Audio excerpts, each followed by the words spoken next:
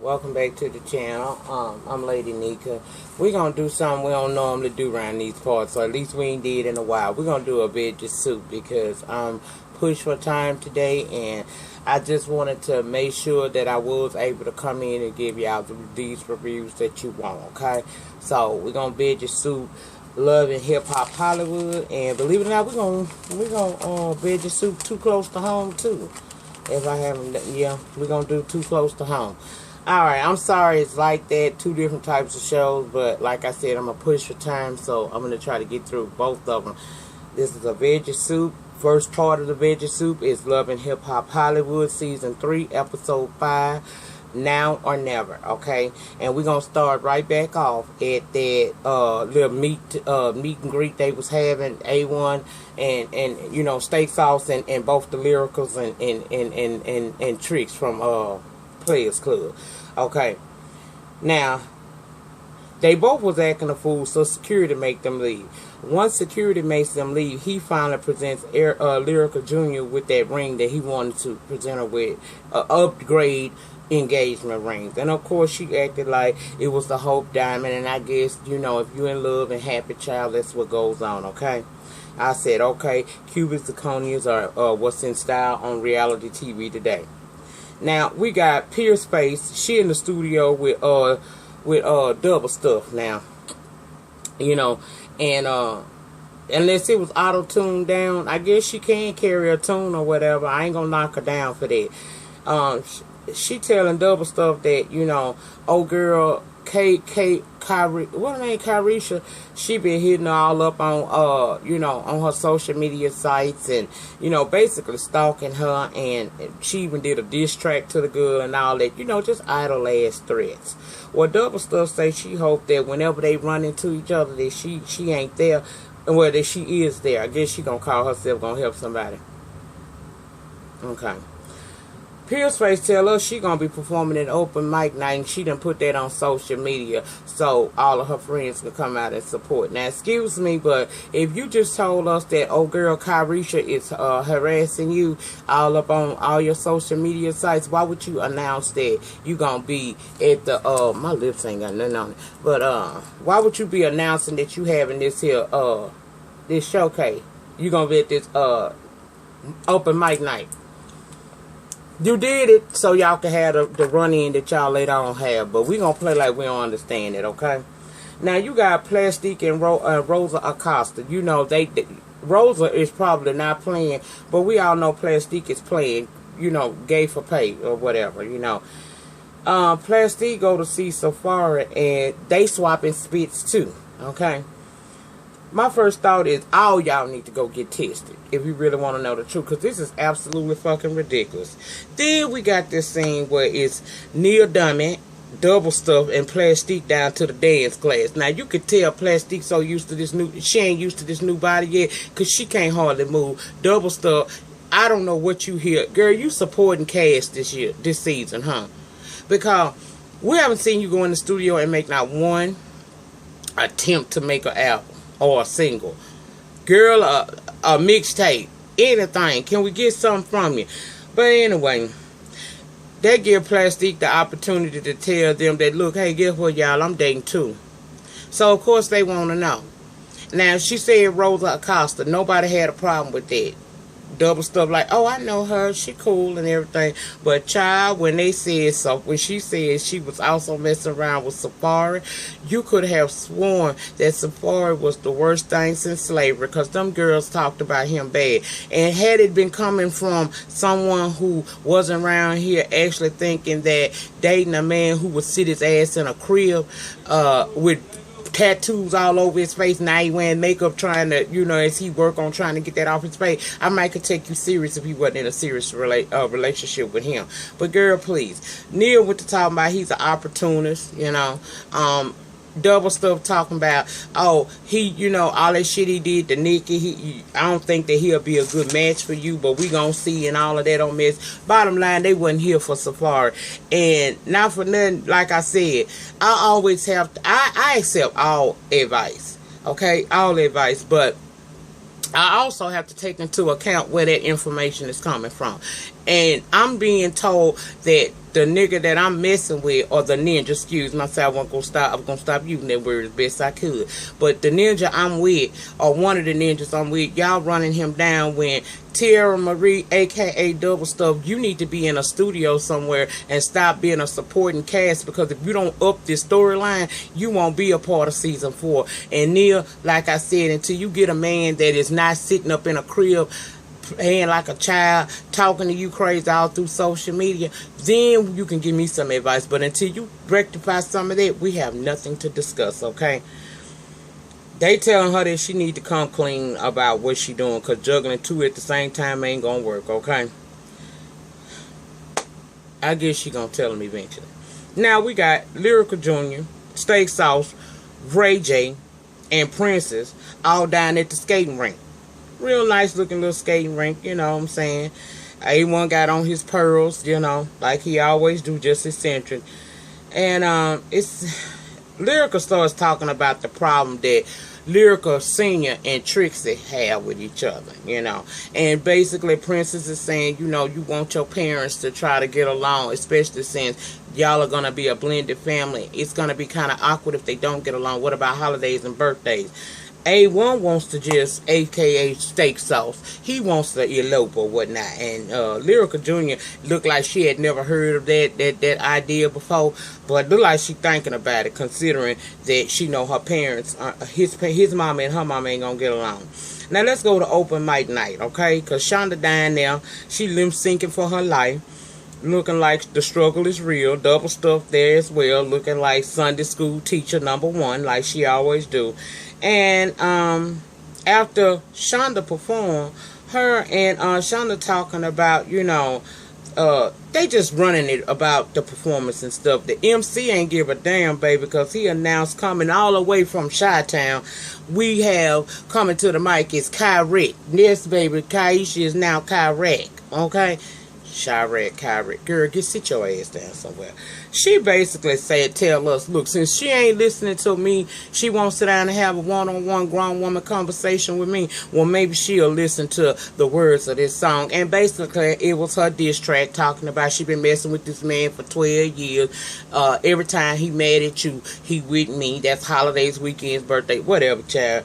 And as she's doing it, she's looking like one of the former members of the old rap group from the late 80s, early 90s, 357, and she gets to patting her ass at Shonda. Now, Shonda listened to the story, and she gets a little upset. She gets to trying to boo the girl, booing her down, you know.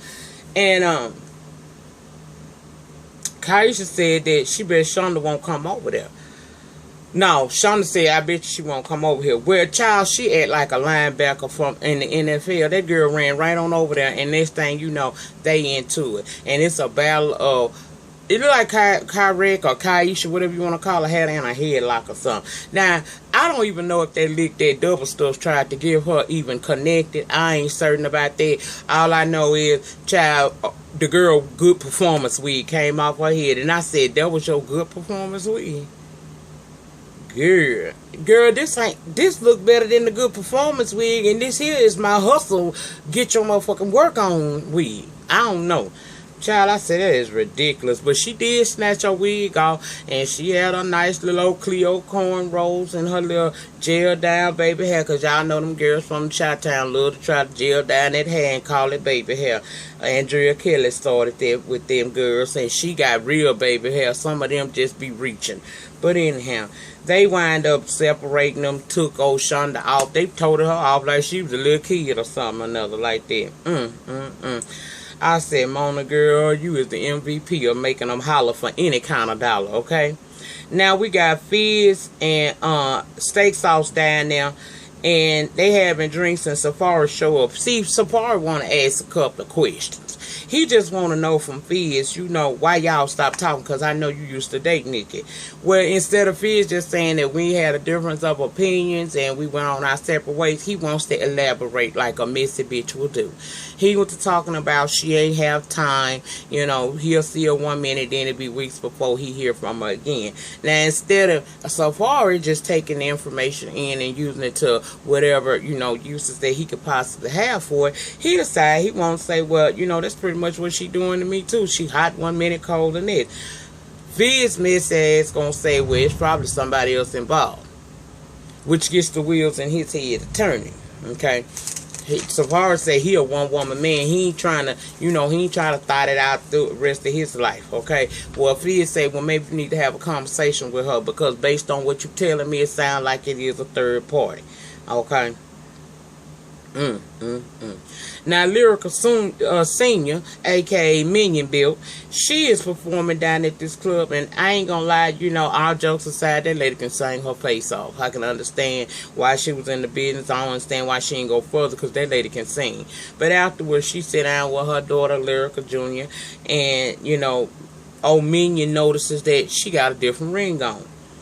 She happy for her, but she ain't really, she not here for Pam. That's the problem. She don't want to deal with tricks, And Lyrica is saying that she needs her to, in order for them to have a wedding or plan a wedding, they going to have to come together on one accord. Her mama said, we don't need them to plan no wedding. Yes, you do, Miss Trixie girl. Yes, you do, okay? You and Trixie can't be fighting. She say, basically, she ain't here for Trixie. She over it though. She ain't finna say nothing else to her. We learned also in this conversation that Minion actually had two Lyricals. Lyrica is a twin. The twin died right before the third birthday, okay? So ever since then, it's been her and Lyrica because the daddy didn't even bother showing up at the funeral, and I was like, wow, child. Well, that's why she said it's hard for her to share Lyrica with anyone. It's just always been the two of them. And I can get that, but Miss Minion, Miss Lyrica Senior, it come a time your daughter is old enough now to where she has to branch off and create her own destiny. You can be a part of it, but you can't be primary. You can't be just you and her no more. That's a selfish life to lead if you think that your daughter is going to forever want to be up under you and you're going to be able to control the people that she chooses to fall in love with, because you can't. She may bring people just like she have into your life that you don't like, but you have to live with that. That's a part of the living process, honey. That's a part of the living process. Okay. Now, Willie down at the studio, and Shonda writing a mini book, basically telling him that she need a break, and she'll be willing to talk to him when he confess what he really did, okay? Now, we see Safari go to this photo shoot Miss Plastique is having, and he got a little bit of an attitude. He tell her about the conversation he had with Steak Sauce and them, and how she not consistent with him. Well, she got mad saying that they just started, they not there yet. He acting like he's stepping up emotionally and with finances, and that ain't what he doing. And for him to come to her with them kind of demands, he need to be doing all of that. And I had a problem with that, because this scene right here wasn't nothing but showing her. I would have cussed her the fuck out, okay? I would have talked about that plastic bill bitch from the top of her head to the bottom of the crust of her foots, okay? Because you telling this man he ain't stepping up, you ain't giving him no reason to step up. If you want a man to be there for you emotionally and kick in financially, first of all, why do you even need that? Ain't you a part of the Madeiras empire? Why do you need that? But even if you did want him to be that type of man, you have to give him a reason. Men don't just jump in and start doing stuff for a bitch and she ain't doing nothing for him. Right now, he don't even know where he stand in your life. And for you to talk to him in that way, I felt like that showed a lot on his side as far as his character, because I would have cursed you out. I would have cursed you out so bad, girl. I would have made you get your mind all the way to and gather, because you don't talk to nobody like that. I don't know what you think. It's always, see, that's why I don't like you in the first place, because you about finance. You ain't nothing but a materialistic woman. You talk that good shit, but you ain't about nothing but money. All you care is about money and flash.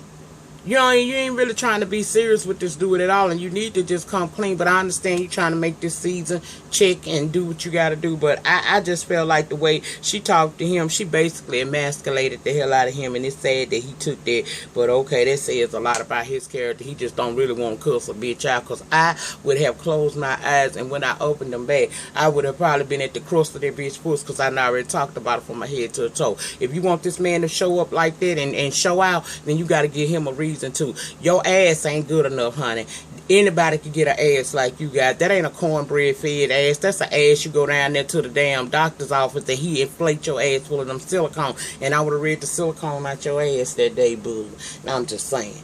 Next scene, you see Lyrical Jr. and A1 Steak Sauce is still on their way down there to this wedding. Look like some Kill Bill type of shit. They get to this church out in the middle of no damn well. Pastor there. I'm thinking at that moment we might have, you know, like a cliffhanger they ain't gonna do. You know, they ain't gonna go ahead on and just, you know, show or whatever. You know what I'm saying? I'm thinking she gonna be like, well, nah, my mama gotta be a part of this. But they didn't. They went ahead on and got married, and now they gotta go back and tell the mamas about what they done decided to do.